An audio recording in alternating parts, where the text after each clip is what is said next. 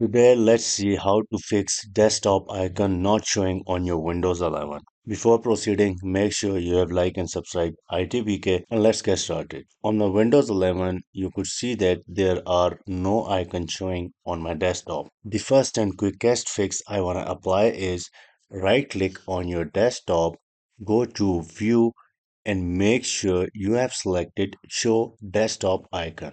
Once I select show desktop icon, the desktop icons appear back immediately on my desktop. So make sure you have selected or enabled show desktop icon here. If you want to add any customized app icon on your desktop, just select the app, drag it on your desktop. I added Outlook. Let me try to add Microsoft Edge as well. And also there are some default desktop icon like this PC, recycle bin, control panel, user folder, and the network. Let me show you how to hide and remove these specific system desktop icons. Go to settings of your Windows 11 PC, then go to personalization. Here, let's go to themes. Under related setting, click on desktop icon setting. And here, let's say we want to remove user files, network, and control panel. When I click on apply,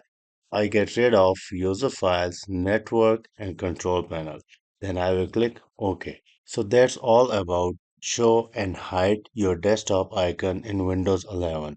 Thanks for watching, and I will see you in the next one.